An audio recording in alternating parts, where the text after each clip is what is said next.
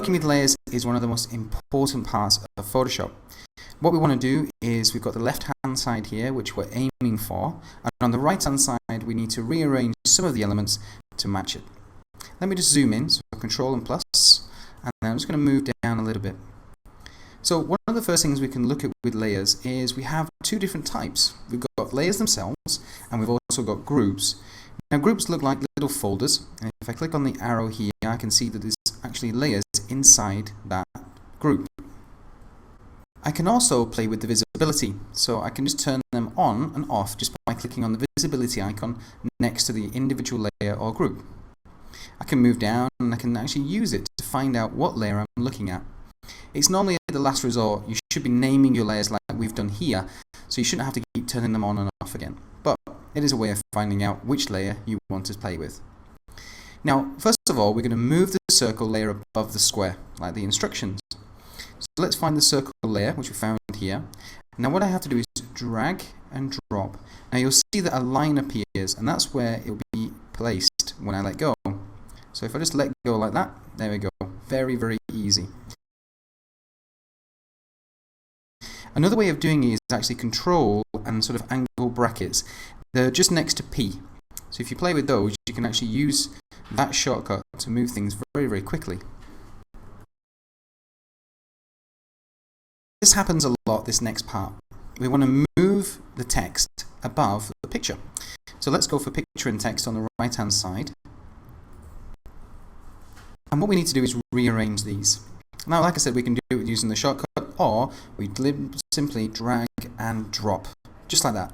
Very easy. But one of the things that does confuse people, especially, is when you start to write behind a layer and you can't actually see what you're writing. So just have a look at the layer order, and that might give you your answer.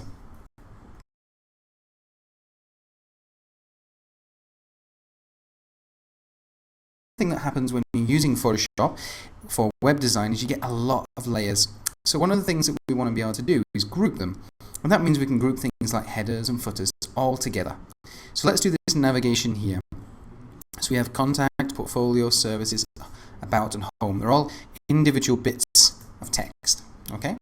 So to move this together and group them, all we have to do is select the top one, hold down Shift, and then select the bottom one.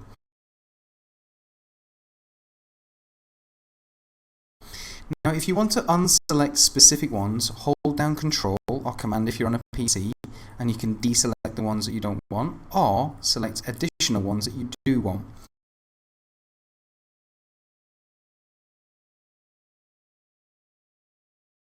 So if you want to select something from sort of top to bottom and everything in between, use Shift.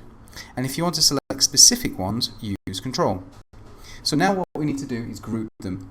Now the best way to do this is use the shortcut, which is Control and G, and that groups them. So just double click on the group name and we can call this nav. Now another way of making a folder is just here. It's this little icon at the bottom, and click. But it doesn't group what you've got selected, so you have to actually physically put things inside here to be able to do that. So if you want to move things inside a group, all you have to do is just click and drag and then let go. Click and drag and let go, like that. Now you'll see that where the line appears is very important to see where it lands. Okay? And I can actually right click and delete this group now and call this one nav main or something like that. So I'm just showing you there how to move between groups and also how to create groups. So remember, select what you want by holding down Shift and Control and G.